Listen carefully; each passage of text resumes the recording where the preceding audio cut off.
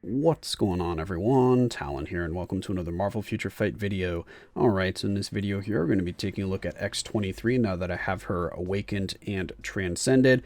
I wanted to get her awakened just because I really like the character, not necessarily because I think she's good. I mean, this uniform is strong for her, but she's definitely not any kind of contender for top slots for now combat types, and she does have her typing switched with this uniform. Because she's normally a speed type, but with the uniform she becomes a combat type. So that is something to pay attention to. I didn't even notice that when I first looked at the uniform, and when I was first using her. I don't know, I just assumed that she was speed, or I just assumed that she was combat all the time, but she was speed before this.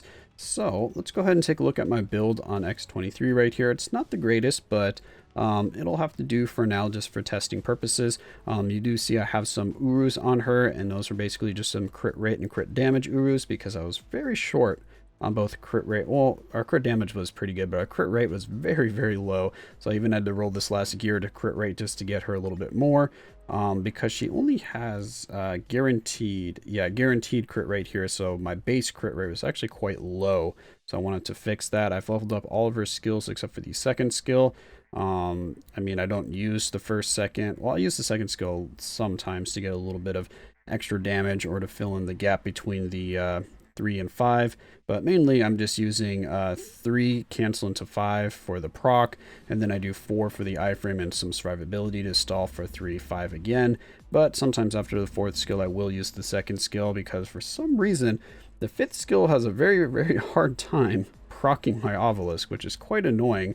So my proc always seems to get off just because of the, I don't know, just not activating, because as you can see we have a 14-second cooldown on the 5th skill, so it's definitely ready to go right when the Obelisk is resetting. It's just a matter of activation or proc, I guess, because it's not an activation. I have a regular Obelisk on her.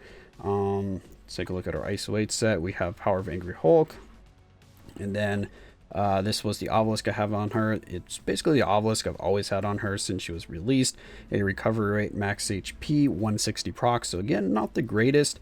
It's really nice to have the recovery rate and max HP because it helps with her survivability, but I'd like that to be a 200% proc, because 160 is just not really cutting it for the content that I've been trying her out in. So definitely need to upgrade this if I want to give her a better shot. But from what I've been seeing, I don't know if she's really going to be that much of a contender if I give her a CTP. So I don't know if I really want to put one on her. She's just going to be a fun character for me, and one just for collection purposes that I maxed out just because I really like the character, and because I really like this uniform for the classic kind of Wolverine colors and outfit. Just looks really, really cool on Laura here. So I'm very happy with how the uniform looks. I just wish it did a little bit more damage.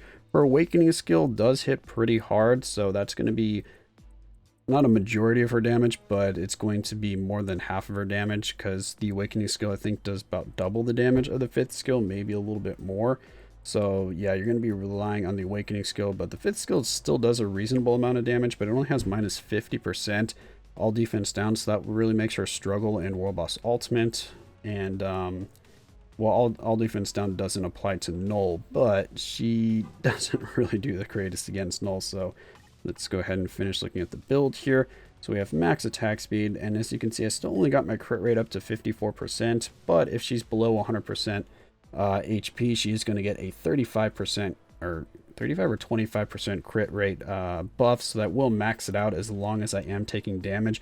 But the problem is, if I'm not taking damage and I have all my iframes going, that, yeah, I'm basically always going to be stuck at 54%. But luckily, we got some guaranteed crit there to fill that in. Ignore defense is max, skill cooldown is max, and crit damage is pretty close. It's getting there, just a little bit more needed. Maybe a few more Urus ought to get her there. But yeah, that's what she's looking like right now with the uniform at Legendary. So let's go ahead and try her out in some content. We'll just see how she performs with this current build here. Again, she is only rocking a 160 proc, so do keep that in mind. So we can definitely still upgrade her to do some more damage. Alright, so here we are over at Proxima. This is a stage 70, just to kind of showcase her a little bit here. We have Doc Voodoo lead to take advantage of that buff or increase to the all defense down, because she's definitely going to need it for some of these higher stages. And then we have Coulson in there just for his tier 2 passive. I guess I could use Dazzler, couldn't I, because she's a mutant. Oh well, I've already got this team loaded up, and I've already got a plane flying over the house yet again. Every single time there's like a plane every 10 minutes that flies over, so fantastic. Hopefully it doesn't pick up in recording. I don't think it actually does, because I think I've listened back a few times when I've mentioned that. Anyway, I'm getting distracted here. Let's go ahead and load up this fight. So we're going to switch on over. We'll show her first without the awakening skill. So this is how much damage she'll do with just her kind of 5th skill. So let's get that built up. Then I use the 4th skill here. Then we can go into there, and boom. Okay, the Obelisk did proc correctly this time, but it took like 2 5th skills just to get 1 bar there. So now if we do the awakening skill, if she's hopefully in range here, as you can see, the awakening skill does quite a bit more damage. It does about 2 bars, so it's about double the damage of her 5th skill, which is nice. We do have more all defense down on it, so that is probably also a factor, because we get what, 84% instead of 70%. So yeah, it's a pretty good difference there. But yeah, look at that. We're already at the phase change here in less than a minute, so she can definitely clear this stage. So she has good damage here for Proxima. Not sure how much higher she can push, but a lot of her damage is coming from that awakening skill, and whereas that's nice for doing like one-shot comps, not usually a big fan of a character having like 90 or 80% of their damage on their awakening skill, or even their tier 3. The tier 3 does charge up quicker, but with the awakening skill, that's every 30 seconds you're getting that damage, which just isn't enough for some characters to kind of have, you know, fun playing them, because you want to see the damage, you want to see the bars melt. But if you're only seeing that every like 30 seconds, it's not quite as enjoyable to play the character. At least that's how I feel. I don't know how you guys look at that, if you like it when you just have that one skill that just hits really hard, or if you like to have more even damage across all of her skills, so you just always have the bars going kind of like consistently down, or just like that rapid burst damage. Yeah, either way, that is going to be Proxima there. So let's go ahead and I guess we try her out in Null. Now that she's become a combat type, she's not going to be as effective against Corvus, is she? Because Corvus is speed type, does more damage, but of course physical does more damage as well. But we have Null as our world boss of the day, so we're just going to show off a little bit of her damage here. So let's just go ahead and put her in like that, because I believe that's the only physical lead that I have in here. Yeah, that is the only physical lead. So let's just go ahead and do all damage team here. She's got her own sustain with her healing, so I don't think I need to bring any healing strikers. And let's see what she can do to Null here. Again, don't expect her to actually be able to clear Null. She just doesn't quite have that kind of damage, but maybe a CTP of energy or something like that might bump up her damage to higher levels. So here's her awakening skill.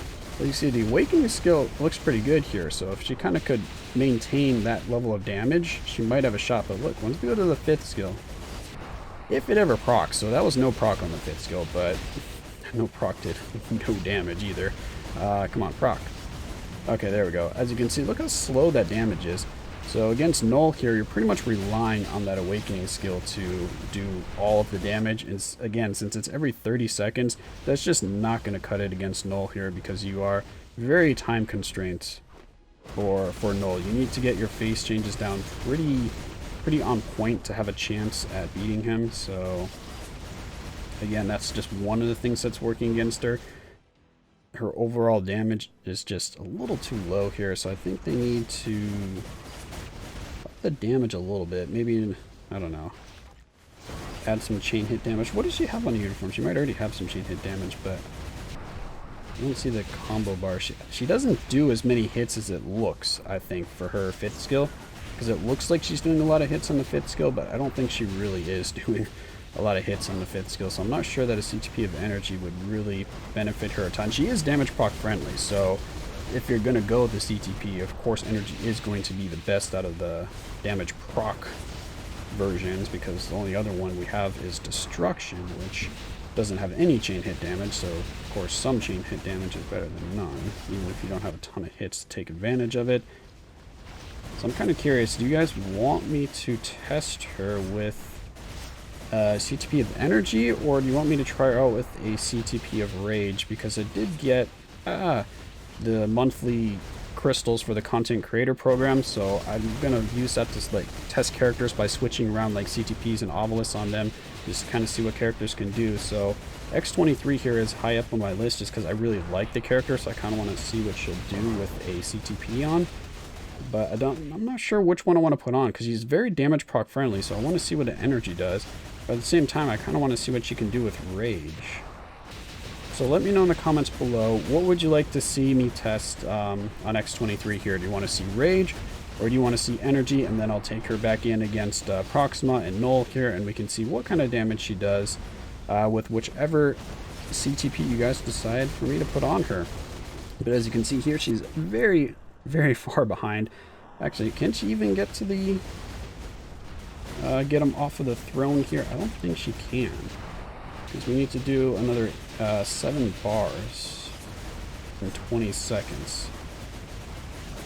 That's not going to happen because we need the awakening skill to do most of that. So here we go.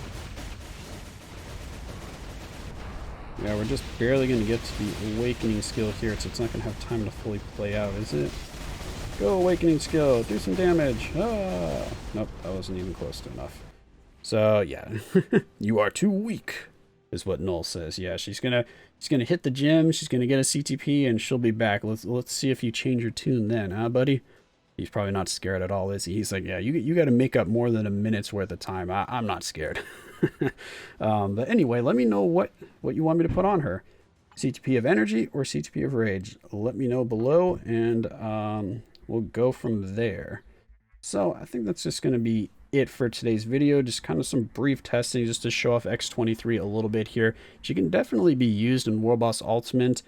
She will need a debuff lead, which is kind of a hot commodity here because a lot of characters would like to have a debuff lead. So if they ever add another debuff lead in, or even way down the future, we have enough to make, like, you know, a full team. So we have 5 debuff leads, so we can do a full team where all have debuff leads.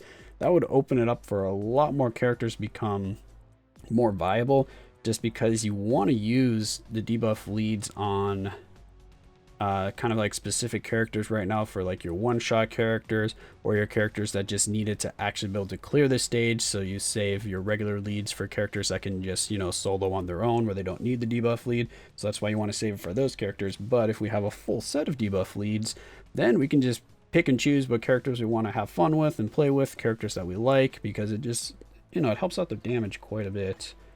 So yeah, that's going to be X-23 here. Again, I like the character, but I don't think she's going to be kind of top tier for any of the content. I could be wrong.